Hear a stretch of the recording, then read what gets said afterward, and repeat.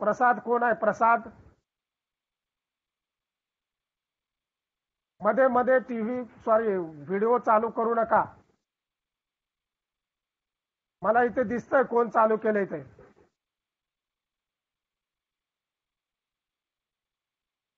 So when the particular books of accounts are to be maintained, double entry system is come into existence in the year 1494. 1494 मध्ये double entry system of accounting is come into existence.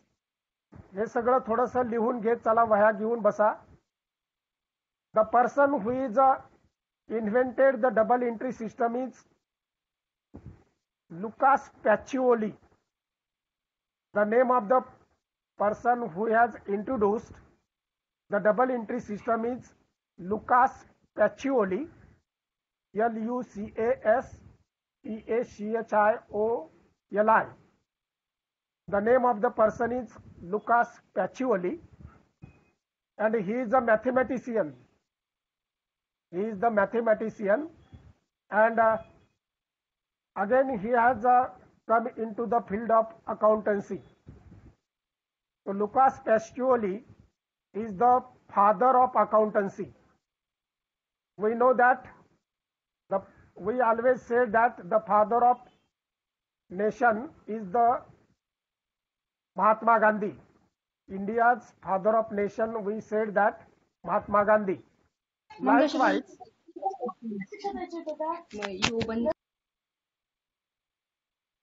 Likewise, the father of accountancy is Lucas Pacioli. He is the person from Egypt country. He is not Indian person, but in 1494, when he started the double entry system in India, the double entry system is applied by the business organizations. So this is relating to the double entry system and single entry system. So you know that various accounts are maintained and various books of accounts are also maintained, and the financial statements. Now financial statement, what is meant by financial statements? Financial statements means trading and profit and loss account, profit and losses appropriation account, and the balance sheet. All these are popularly known as financial statements. So one by one we can consider now trading account. Now trading account, in the final accounts, this is the most important account, that is trading account. On the debit side of trading account, the opening stock is to be recorded to opening stock.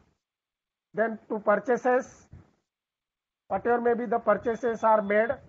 Then if there are some returns, purchase returns, that can be deducted from the purchases, so less returns.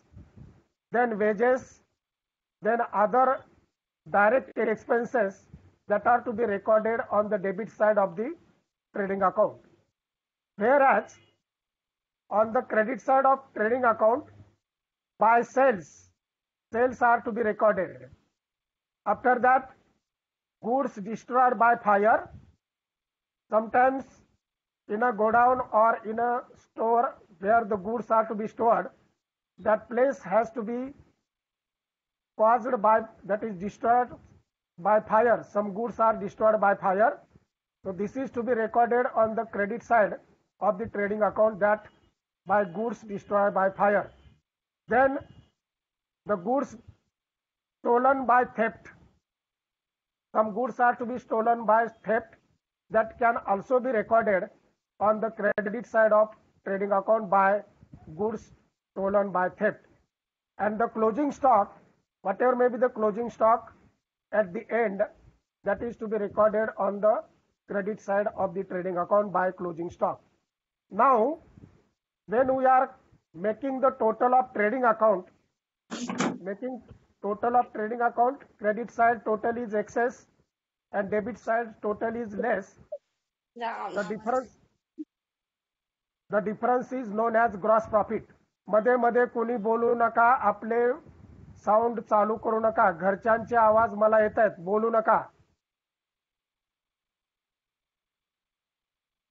So when we are closing the trading account, the credit side is excess sometimes. The amount of credit side is greater than debit. Say for rupees, credit side is 3,50,000 and debit side is without any gross profit total is 3 lakhs. Then 50,000 difference is to be known as gross profit. So we know that the gross profit is to be shown by the trading account, and the trading account difference is to be known as gross profit. Now sometimes there is a gross loss if the debit side is more and the credit side is less. Now which side is more and which side is less, accordingly there is a gross profit or gross loss. If the credit side is more and the debit is less, the difference is gross profit. And if the debit side is more and the credit side of the trading account is less, there is a gross loss. So this gross profit or gross loss, again we are transferring to profit and loss account credit side by gross profit brought down. And then the profit and loss account what indicates the rule of nominal account. Profit and loss account is the nominal account. So debit the expenses and losses, credit the incomes and gains. So on the credit side of profit and loss account, whatever may be incomes are there. If you are received rent received, dividend received, then other types of receipts you have there, all are to be recorded on the credit side of profit and loss account. And whatever may be the expenses and losses are to be recorded on the debit side of profit and loss account. It starts with salary. To salary is the expenditure. Then the stationery, printing and stationery is also the expenditure. Then rent paid, insurance paid, bank charges paid. So whatever may be the payments are made, that are to be recorded on the debit side of profit and loss account. And if some losses are there, the losses are also recorded to the debit side of profit and loss account. You know that some items which are having the adjustments, depreciation is to be recorded on the debit side of profit and loss account, and another effect is shown in the balance sheet. Whatever may be the assets value, plant and machinery, suppose the plant and machinery is recorded on balance sheet asset side of rupees 2 lakhs and the 10% depreciation is to be there, then we can make less depreciation 20,000 from 2 lakhs and outer column recording 1,80,000. The another effect of the depreciation is made to the profit and loss account debit side, because we know that every adjustment has twofold effect. Adjustment is recorded at two accounts. One is balance sheet. The example of depreciation I have given already to you. So from the particular asset, the depreciation is to be deducted, and another effect is to be shown on the debit side of the profit and loss account. So these are the particular things which we have studied in the final accounts of the particular business. Then again we can close the profit and loss account when the credit side is again more and debit side is less.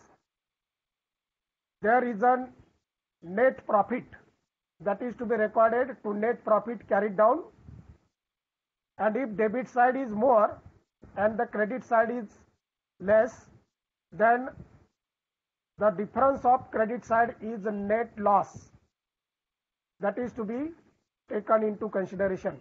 Now net profit is recorded in the balance sheet liability side, if the capital of partners is given or sole traders capital is given, then we are recorded at the liability side capital of a so and so person. Then whatever may be the net profit which is earned by the particular business, that is to be added in the net capital. Drawings are deducted. So these things you have already studied in the 11th and 12th standard final accounts of the particular organization.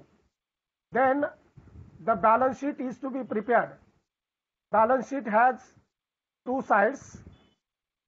Every balance sheet, that is when we are considering that trading account, profit and loss account, all these accounts are two sides. One is debit side, another is credit side. In the case of balance sheet has two sides, but it is left hand side liabilities and amount, and right hand side assets and amount. Now various fixed assets, plant and machinery, land and building, then furniture, motor vehicles, that are to be recorded on the asset side. Debtors are also given, bills receivables are also given. So all these are to be recorded on the asset side. Cash at bank, cash in hand, that is also recorded on the asset side. And on the liability side, the capital, the amount of capital is to be recorded. Then just I have told you, in the capital, whatever may be the net profit, that is to be added. And if the net loss is there, it is to be deducted. Then from the capital, drawing is also deducted. The person is taking some goods or cash for personal use, that is known as drawing. So this drawing is deducted from the capital, and then we are recording the amount to the outer column. There are some liabilities, sundry creditors, bills payables, banks overdrafts. So all these liabilities are to be recorded on the liability side.